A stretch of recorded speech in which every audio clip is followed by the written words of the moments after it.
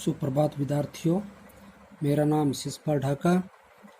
आज हम कृतिका कक्षा 10 के अध्याय सेकंड के अंदर अध्ययन कर रहे हैं, जिसमें हमने पढ़ा था जॉर्ज पंचम की नाक के अंदर लेखक कमलेश्वर के द्वारा, जिसमें लेखक कमलेश्वर ने किस प्रकार से भारतीयों की मानसिकता को दर्शाया गया है कि किस प्रकार की मानसिकता रखते हैं कि आज भी भारतीय जो पुराने समय में या कह सकते हैं अंग्रेजों के ज़माने में जो गुलाम थे, आज वही मानसिकता यानी वही गुलामों जैसी मानसिकता लिए जी रहे हैं। अगर हमारा भारत आज इतने समय के बाद मतलब 200 सालों की गुलामी के बाद आज़ाद हुआ और आज हम आज़ादी के मतलब आज़ाद भारत के अंदर सांस ले रहे हैं, लेकिन फिर भी भारतीयों की मानसिकता वही पुरानी मतलब गुलामी कह सकते हैं या गुलाम मानसिकता के आज भी शिकार हैं।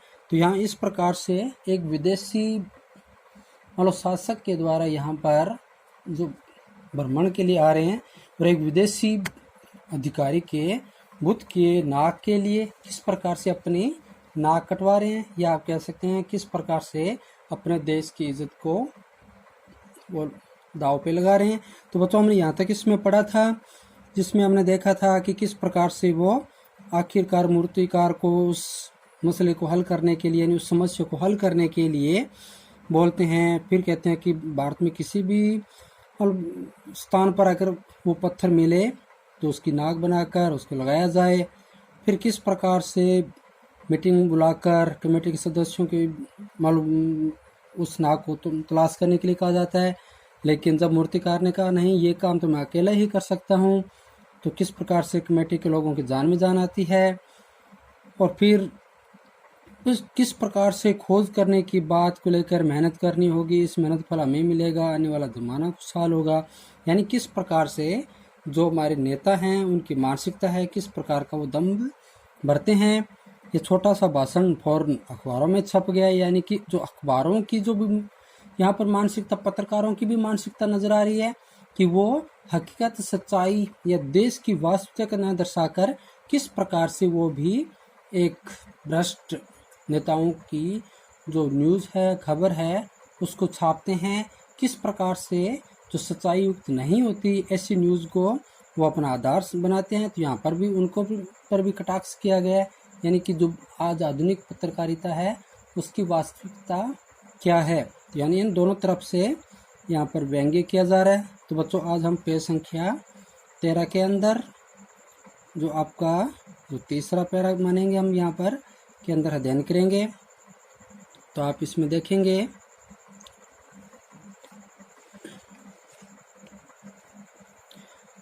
मूर्तिकार हिंदुस्तान के पहाड़ी प्रदेशों और पत्थरों की खानों के दौरे पर निकल पड़ा, यानी जो खान जहाँ पत्थर खोद कर निकाले जाते हैं, ऐसी खान जो खनिज के रूप में निकाले जाते हैं, उस दौरे पर निकल पड़ा।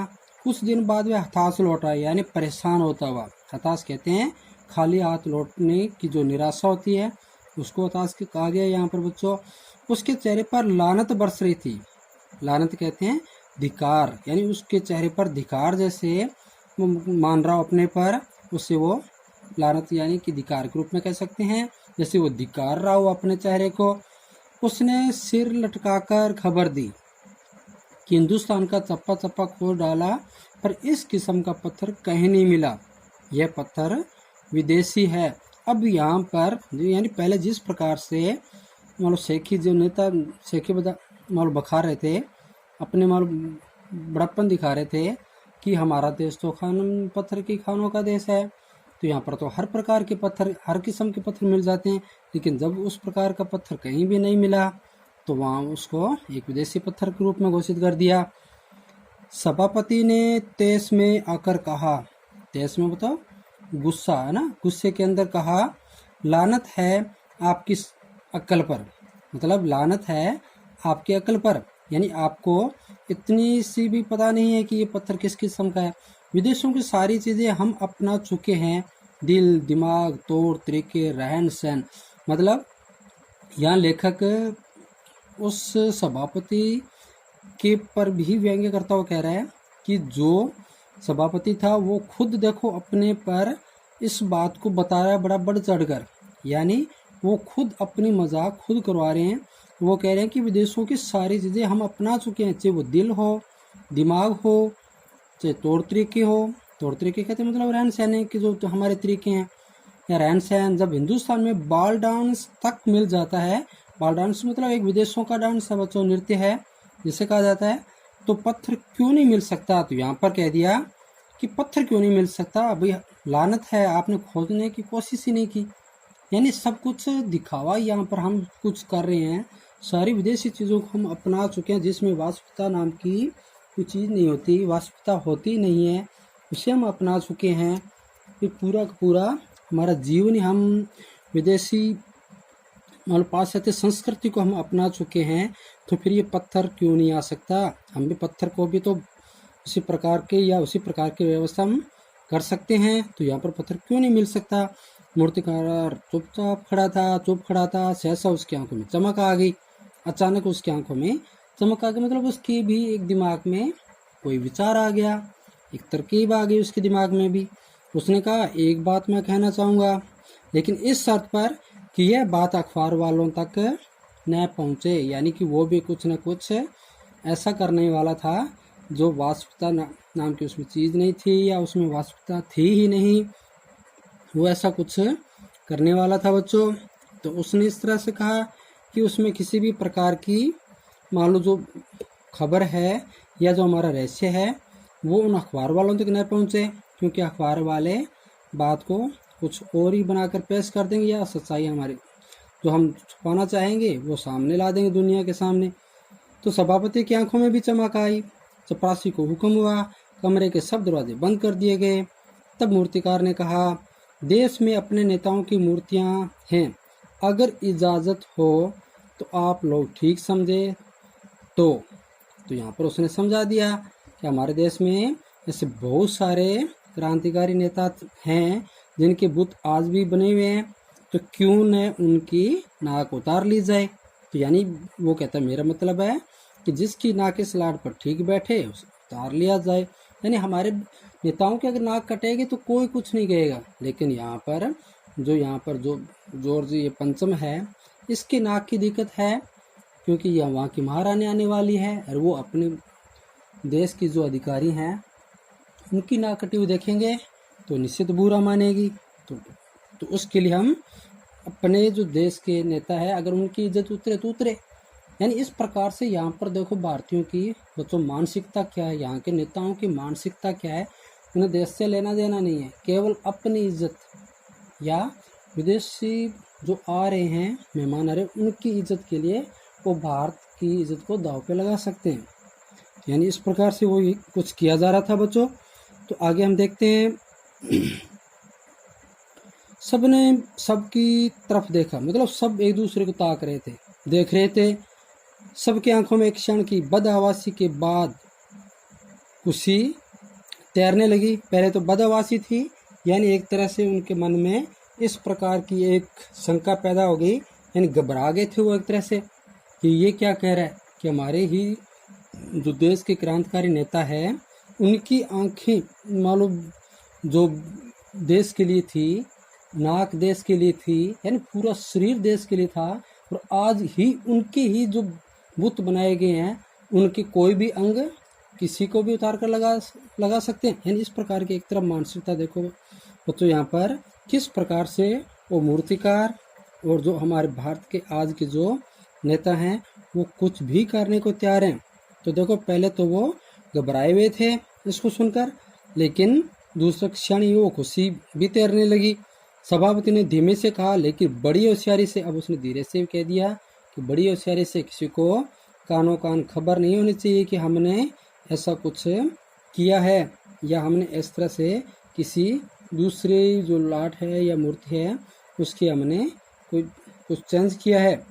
और मूर्तिकार फिर देश दौरे पर निकल पड़ा। जॉर्ज पंचम की खोई हुई नाक का नाप उसके पास था। दिल्ली से वह मुंबई पहुंचा। दादा भाई नेरोजी, गोखले, तिलक, शिवाजी, कावसजी, जहांगीर, सबकी नाकें उसने टटोली, नापी। तो बच्चों यहाँ पे देखो उसने किसी भी जो देश के क्रांतिकारी नेता थे, जो प्रसिद्ध हमारे माने जाने वाले जो हमारे क्रांतिकारी नेता थे, किसी को नहीं छोड़ा। यानी कि उनकी इज्जत उतारने पे वो तुल गया था एक तरह से। यानी कि वो कुछ भी कर सकता था। अगर किसी एक की भी नाक अगर उस बुत की नाक से मैच कर जाती या उसकी जैसी समान अगर मिल जाती तो बेहिचक वो उसकी मान लो अगर जो नाक थी वो उतार के ला सकता था। यानी वो इस तरह से टटोल रहा था, नाप रहा था और फिर गुजरात की ओर भागा।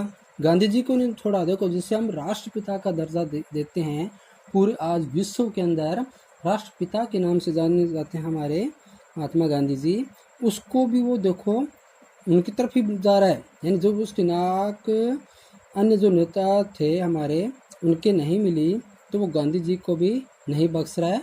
गांधी जी को भी वो उनकी नाक का भी नाप लेने वाला है। तो बच्चों आगे हम पेज नंबर 14 पर देखेंगे। बच्चों, गांधी जी सरदार पटेल, विठल भाई पटेल, महादेव देसाई की मूर्तियों को परखा।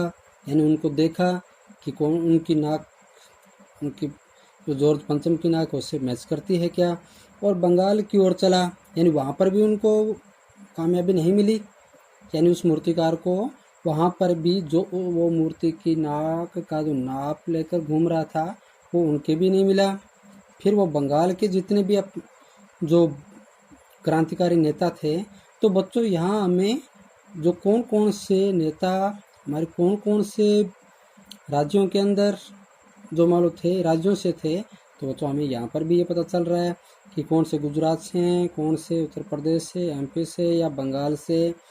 तो बात हो रही है अब तो यानी बंगाल की ओर चला। गुरुदेव रविंद्रनाथ, सुभाष चंद्र बोस, राजा राममोहन राय आदि को भी देखा और नाप जोख की मतलब नाप लगा लगा कर परखा भी कोई सी जो मैच कर जाए तो उनकी नाप उतार ली जाए।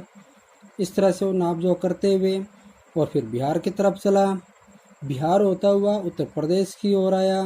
चंद्रशेखर आज़ाद, बिस्मिल, मोतीलाल नेहरू, मदन मोहन मालवीय की लाटों के पास गया। लाटों मतलब बुत जो मूर्तियां बनी थी उनको भी जांचा परखा। घबराहट में मद्रास भी पहुंचा। मतलब जैसे जैसे उसने अनेक नाप जो नाप थी उनसे मैच किया तो नहीं मिली। इतनी जगह घूमने के बाद भी तो उसमें घबराहट होने लगी। वो घबराता हुआ वो मद्रास भी पहुंचा। सत्यमूर्ति को भी देखा और मैसूर, केरल आदि सभी प्रदेशों को दौरा करता हुआ पंजाब पहुंचा, जहां लाला लाजपत राय, भगत सिंह की लाटों से भी सामना हुआ। यानी वहाँ पर भी उसने अनेक प्रकार के जो मूर्तियाँ बनी थी, बुत बने हुए थे, उन सब के सब नाक को उन्होंने जांचा परखा, लेकिन कहीं भी उसको कामयाबी नहीं मिली। आखिर वो दिल्ली पहुँचा और उसने अपनी मुश्किल बयान की। फिर वो अपनी जो समस्या थी उसको लेकर फिर वापस दिल्ली जो राजधानी थी वहाँ पहुँचा और फिर अपनी मुश्किल बयान की कि मैं सब जगह घूम आया लेकिन कहीं भी उस नाप की जो नाक है वो किसी भी भारतीय जो क्रांतिकारी थे, देशभक्त थे, उनसे मैच नहीं कर रही है। पूरे हिंदुस्तान की परिक्रमा कर आया, सब मूर्तियां देख आया, सबकी नाकों का नाप लिया, पर जॉर्ज पंचम की इस नाक से सब बड़ी निकली। तो यहाँ पर बच्चों उस मूर्तिकार की बात का यह भी अभिप्राय है कि वो सब इतने देशभक्त, इतने मालूम इस बुत से इतने बड़े हैं, या उस देशवासियों की नाक इतनी बड़ी है, यानी इतनी बड़ी इज्जत है उनकी, मान सम्मान है उनका हमारे देश के इतिहास में कि वो इस मूर्ति बुत के लिए नहीं गिर सकती। यानी इनकी नाक से वो मैच नहीं कर सकती, इतनी नाक उनकी ऊंची है या वो नाक इतनी बड़ी है, इतना मान सम्मान है उनका हमारे देश में कि वो इसके लिए नहीं उतर सकती। तो यहाँ पर लेखक ने भी एक व्यंग्य के द्वारा दर्शाया है कि भारतीयों की जो नाक यानी जो देशभक्तों की नाक है उसको उतारने की सोच रहे हैं आज के नेता, लेकिन वो ये नहीं जानते कि उन देशभक्त, महान देशभक्तों का स्थान कितना ऊंचा है उनके दर्जे में। सुनकर सब हताश हो गए, यानी परेशान हो गए, व्याकुल हो गए और झुंझलाने लगे, मतलब एक दूसरे पर दोष निकालने लगे। मूर्तिकार ने ढाढ़स बंधाते हुए आगे कहा, यानी फिर हिम्मत बंधाई। ढाढ़स बंधाना यानी हिम्मत बंधाना। मूर्तिकार ने हिम्मत बंधाते हुए आगे कहा, सुना है कि बिहार सेक्रेटरिएट के सामने सन 42 में शहीद होने वाले बच्चों की मूर्तियां स्थापित है। मतलब बच्चों ने भी जिस समय जो 42 में जब देश आज़ाद हुआ था तो उसमें कुछ बच्चे भी शहीद हुए थे और उनके भी आज बुत बने हुए हैं। तो क्यों ना एक बार उन बच्चों की नाक को भी देख लिया जाए। यानी कि उन्होंने बच्चों तक नहीं परखा, मालूम छोड़ा, यानी उनको वहाँ पर भी नहीं छोड़ा। इन बच्चों की नाक उतारने तक भी यानी इतने भारतीय अपने इतने गिर रहे हैं कि वो अपना सब कुछ, अपना मान सम्मान, अपने देश का मान सम्मान, देशभक्तों की जो महिमा थी उन सब को यानी उनके प्रति इस प्रकार से अनादर भाव लिए हुए वो इतना गिर रहे थे कि उन्होंने बच्चों तक नहीं छोड़ा। और सेक्रेटरिएट कहते हैं बच्चों जो सचिवालय होता है कोई भी जो स्टेट का या देश का मालूम जो सचिवालय होते हैं, यानी जो हमारी सरकारें होती है वो अपनी व्यवस्थापिका या कह सकते हैं कार्यपालिका गृह में जो भी कार्य करती है तो सचिवालय के तहत ही पूरे देश के अंदर जो कल्याणकारी कार्य योजनाएं होती है उनको चलाती है, करवाती है। तो बच्चों वहाँ से सचिवालय के रूप में कह सकते हैं सेक्रेटरिएट। आगे देखिए, शायद बच्चों की नाक ही फिर बैठ जाए यह सोचकर वहाँ भी पहुँचा, पर उन बच्चों की नाकें भी इससे कहीं बड़ी बैठती है। मतलब वहाँ पर भी पहुँचने पर वहाँ पर जो मूर्तिकार था उसको भी वहाँ भी नहीं मिला, क्योंकि उनके जो बच्चे थे वो भी नाक इतनी बड़ी थी, यानी कि वो भी देशभक्त थे। इस देश को आज़ाद कराने में उनकी भी बड़ी भूमिका थी और वो एक अंग्रेज अफसर के लिए, एक अंग्रेज अधिकारी के लिए उनकी नाक भी उतारने जा रहा था, लेकिन वो नाक भी इतनी बड़ी थी कि अब वो भी नहीं बैठती। अब बताइए मैं क्या करूं। राजधानी में सब तैयारियां थी। जॉर्ज पंचम की लाट को मल कर नहलाया गया था, रोगन लगाया गया था। यानी कि जो भारतीय बुत थे कोई मालूम उनकी और किसी प्रकार की संभाल नहीं थी, मरम्मत नहीं थी, कुछ नहीं किया जाता था। लेकिन यहाँ पर एक विदेशी जो दौरे पर आ रही थी, एक विदेशी मान लो जो शासिका थी, महारानी थी, वो देश के दौरे पे आ रही थी और उसके लिए कितना कुछ किया जा रहा है। यानी देश की जो साख है या कह सकते इज्जत को भी दाव पे लगाया जा रहा था एक विदेशी के लिए। तो यहाँ पर देखो किस एक विदेशी जो अधिकारी थे उसके बुत को किस तरह से नहलाया जा रहा है। सब कुछ हो चुका था, सिर्फ नाक नहीं थी। यानी मान लो इज्जत, यहाँ इज्जत की बात हो रही है और उस इज्जत के लिए अपने देश की इज्जत को भी दाव पे लगा रखा था। बात फिर बड़े हुकामों तक पहुंची, हुकामों मतलब शासक अधिकारियों तक पहुंची, बड़ी खलबली मची। अगर जॉर्ज पंचम के नाक न लग पाई तो फिर रानी का स्वागत करने का मतलब अगर हम रानी का इतना बड़ा मतलब उसके स्वागत की तैयारियां कर रहे हैं, हम उसके स्वागत करने वाले हैं, अगर जॉर्ज पंचम के जो बुत है उस पर अगर नाक ही नहीं मिली तो ये सब व्यर्थ हो जाएगा। यानी इस तरह से उनकी ये मानसिकता के अंदर जो बात थी वो घर कर गई थी, मतलब उसमें वो बात बैठ चुकी थी। यह तो अपनी नाक कटाने वाली बात हुई, मतलब हम अपनी नाक ही नहीं, हम इज्जत ही खो देंगे। अगर रानी का स्वागत किया और अगर हम जॉर्ज पंचम की नाक देख ली वो नहीं मिली तो रानी पता नहीं क्या कहेगी और हमारी तो इज्जत ही नहीं रहेगी। लेकिन मूर्तिकार पैसे से लाचार था, मतलब उसके पास इतना पैसा नहीं था कि वो सब कुछ मतलब कर लेता। यानी उसे भी वो स्वार्थ, उनको पता था आज स्वार्थ है या आज इनको ज़रूरत है और ज़रूरत के अनुसार वो भी अपनी जो व्यवस्था थी वो प्रकट कर रहा था। यानी उसे भी वो बिना पैसे के कुछ नहीं करने वाला था। यानी हार मानने वाला कलाकार नहीं था, केवल वो एक पैसे से लाचार था, मतलब मजबूर था पैसे खाने के लिए। एक हैरत अंगेज ख्याल उसके दिमाग में कौंधा। उसने पहली शर्त दोहराई, यानी वही पहली शर्त कि इस बात की खबर किसी को नहीं होनी चाहिए, यानी बात रहस्य में होनी चाहिए, रहस्य रूप में रहनी चाहिए। उसकी हैरत अंगेज मतलब इसी प्रकार से आश्चर्यजनक यानी आश्चर्य पैदा करने वाली, यानी वो ऐसी बात कहने वाला था जो बड़ा आश्चर्यजनक बात और मालूम उसकी हो सकती थी। जिस कमरे में कमेटी बैठी हुई थी उसके दरवाजे फिर बंद हुए। मूर्तिकार ने अपनी नई योजना पेश की। तो बच्चों यहाँ दरवाजे बंद होने का मतलब है किसी को कानो कान खबर न होना। अभी किसी भी जो न्यूज़ चैनल वाले हैं या कह सकते हैं न्यूज़ या पत्रकार हैं उनको खबर न हो। अगर उनको एक को भी भनक लग गई तो पूरे देश में ये बात आग की तरफ फैल जाएगी। यानी जो सच्चाई थी वो सबके सामने आ जाएगी कि किस प्रकार से मालूम यहाँ पर किस प्रकार की बातें की जा रही है।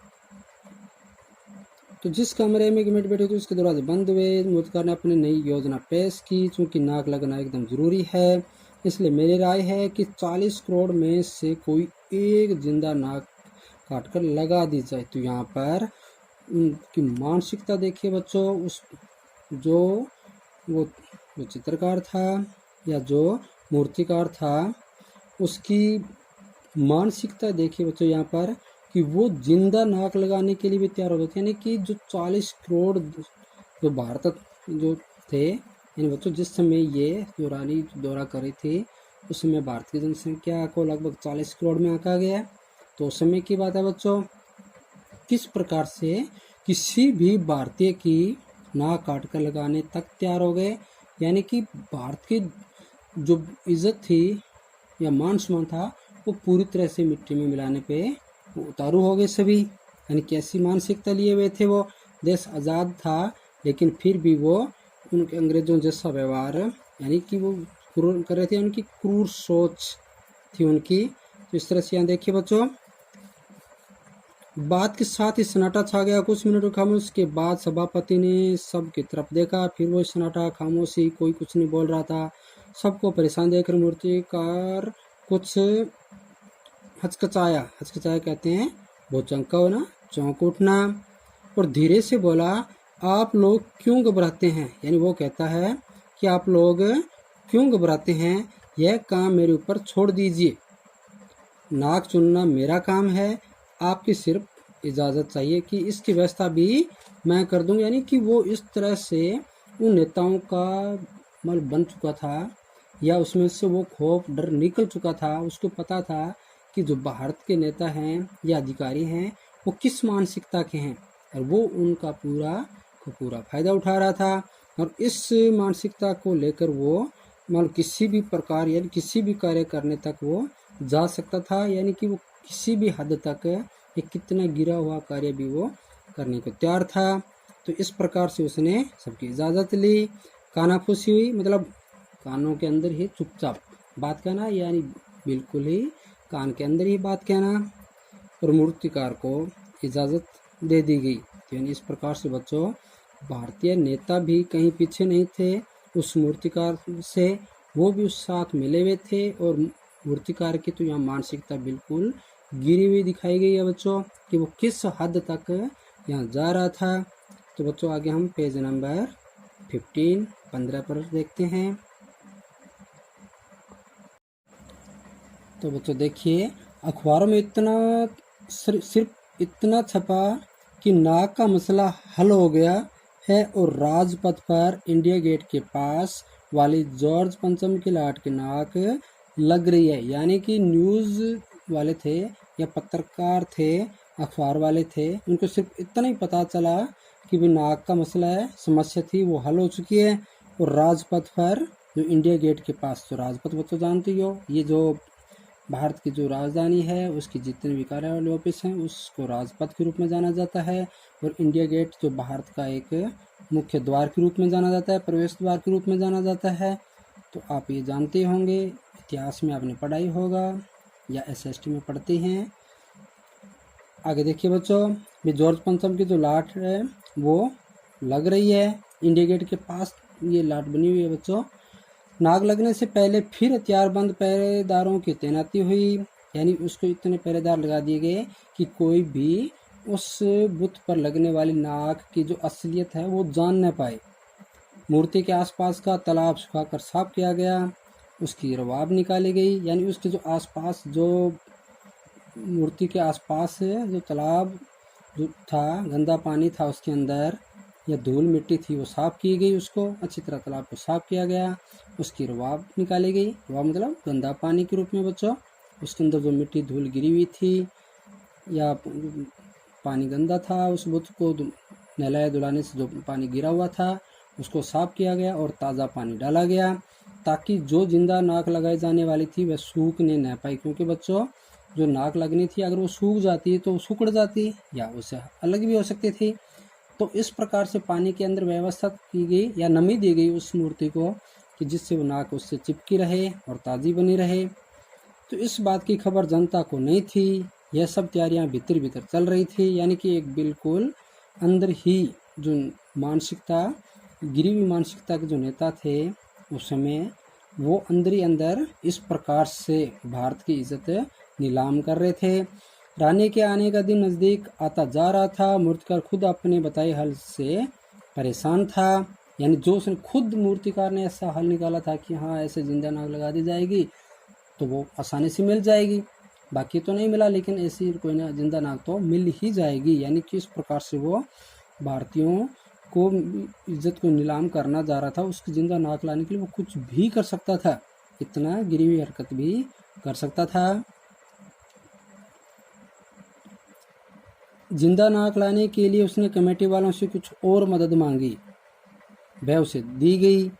यानी वो हर तरह से जो अपनी मांग मनवाना चाहता था वो मूर्तिकार मनवाता जा रहा था। बच्चों हमने देखा था कि वो पैसे से लाचार था, तो मतलब वो पैसों के लिए कुछ भी कर सकता था। वो पैसों के लिए भारत की मान सम्मान को भी बेच सकता था।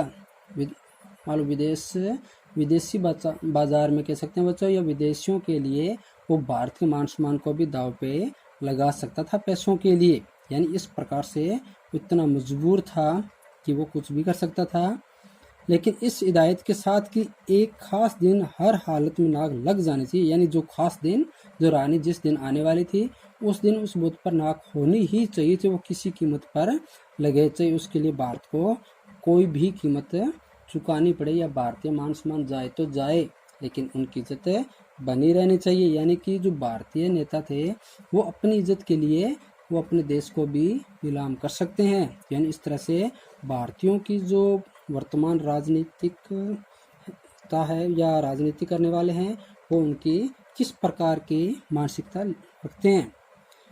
और वह दिन आया, जॉर्ज पंचम के नाक लग गई। सब अखबारों ने खबरें छपी कि जॉर्ज पंचम के जिंदा नाक लगाई गई है, यानी ऐसी नाक जो कतई पत्थर की नहीं लगती। तो यहाँ पर बच्चों जानते हैं पत्रकार बड़े खोज खबर करने वाले होते हैं, बड़े सच्ची पैनी नज़र वाले होते हैं, उनसे किसी प्रकार की ऐसी बात नहीं छिपाई जा सकी। उन्हें पता लग ही गया कि जो नाक लगी है वो बिल्कुल जिंदा नाक है, यानी किसी जिंदे मनुष्य की नाक हो सकती है। इस प्रकार से वो उनकी पोल खुल गई। लेकिन उस दिन के अखबारों में एक बात गौर करने की थी, उस दिन देश में कहीं भी किसी उद्घाटन की खबर नहीं थी, किसी ने कोई फीता नहीं काटा था, कोई सार्वजनिक सभा नहीं हुई थी, कहीं भी किसी का अभिनंदन नहीं हुआ था, कोई मानपत्र भेंट करने की नौबत नहीं आई थी, किसी हवाई अड्डे या स्टेशन पर स्वागत समारोह नहीं हुआ था, किसी का ताज़ा चित्र नहीं छपा था, सब अखबार खाली थे। पता नहीं ऐसा क्यों हुआ था, नाक तो सिर्फ एक चाहिए थी और वह भी बुद्ध के लिए। तो बच्चों यहाँ पर देखो, जो अखबार वाले थे, पत्रकार थे, उनका स्वाभिमान यहाँ जागा। यानी वो पहले हर प्रकार से सरकार जो नेता थे उनकी मदद के लिए, उनकी जो जैसी सोच उनकी थी वैसी वो भी उसी को तोड़ मरोड़ कर पेश करते थे। लेकिन आज यहाँ पर पहली बार अखबार वालों ने भी अपनी स्वामी या मान लो कह सकते हैं स्वाभिमान जागा उनका देश के लिए, देश के गौरव के लिए, कि आज यहाँ पर किस प्रकार से एक विदेशी के लिए भारत के स्वाभिमान को गिरवी रख दिया गया है, भारतीय स्वाभिमान को ठेस पहुँचाई है, जो देश का जो मान सम्मान था, गौरव था, उसको आज धूमिल किया गया है। तो हर अखबार वाले ने जो रानी आई थी उसको किसी भी प्रकार की उस रानी की खबर, उन नेताओं की खबर को अपना न्यूज़ के अंदर नहीं बनाया, केवल सभी अखबार खाली थे। यानी इधर उधर की खबरें थी, लेकिन किसी के न तो कोई अभिनंदन की उसमें था, न कोई मानपत्र भेंट करने की थी, न उन्हें किसी प्रकार का जो मान सम्मान दिया जाना था उसकी कोई थी, न कोई स्वागत समारोह था।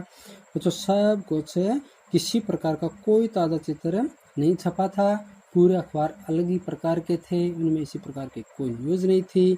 तो बच्चों यहाँ पर पत्रकारिता यानी कि लेखक एक खुद पत्रकार होते हुए यहाँ अखबार वालों की उस दिन के लिए उनके स्वाभिमान जागने की यहाँ पर उसकी विशेषता को प्रकट किया है कि किस प्रकार से एक पत्रकार मान लो एक सच्चाई को प्रकट किया है। तो यहाँ पर बच्चों आपने देखा कि नाक तो सिर्फ एक चाहिए थी और वह भी बुद्ध के लिए, और उसके लिए पूरे देश के मान सम्मान को किस तरह से मान लो दांव पे लगा दिया भारतीय नेताओं ने। तो यहाँ पर किस प्रकार से हमारा देश उस पुरानी जो गुलामी से निकलकर आज एक आज़ाद देश के रूप में था, लेकिन यहाँ के नेताओं की, यहाँ के जो शासक हुकाम जो बने हुए हैं, जो शासक कर रहे हैं, वो कितनी गुलाम मानसिकता के हैं कि वो उस गुलामी मानसिकता को आज भी जी रहे हैं कि दूसरों के लिए उस अंग्रेजी जो अधिकारी हैं या उनके जो शासक हैं उनके लिए अपने देश की इज्जत को आज भी दांव पे लगा देते हैं। यानी इस आज़ाद देश के अंदर भी आज भी वही गुलाम मानसिकता वाले लोग निवास करते हैं। तो यहाँ पर इस तरह से व्यंग्य करते हुए लेखक ने भारतीयों की व्यवस्था बताई है, उनकी आज की जो जीवन जीने का तरीका है वो किस प्रकार का है, किस मानसिकता के शिकार हैं, ये सब यहाँ पर प्रकट किया है बच्चों। तो ये आपको अध्याय समझ में आया होगा कि यहाँ पर लेखक हमें क्या कहना चाह रहा है। हमें आज भी आज़ाद देश के अंदर हमारी जो मानसिकता है वो भी एक आज़ाद ख्याल की होनी चाहिए, अपने देश के प्रति स्वाभिमान हमारा जिंदा होना चाहिए। हमारे देशभक्ति की जो हमारी भावना होती है वो हमारी यहाँ प्रकट होनी चाहिए। हमें अपने देश के लिए कुछ भी कर लेना चाहिए, लेकिन किसी भी विदेशी के आगे सिर नहीं झुकाना चाहिए, या जो दिखावा जो किया जा रहा था वो हमें प्रकट नहीं करना चाहिए। तो इस प्रकार से बच्चों आप इस अध्याय को अच्छी तरह समझ चुके होंगे कि किस प्रकार लेखक यहाँ भारतीयों की मानसिकता को दर्शाया है। तो कल हम आगे अभ्यास प्रश्न के रूप में करेंगे। तो बच्चों आप इस अध्याय को दोहरान करेंगे और क्वेश्चन आंसर अच्छी तरह से हल करेंगे। तो यहाँ तक आपको समझ में आया होगा। जय हिंद।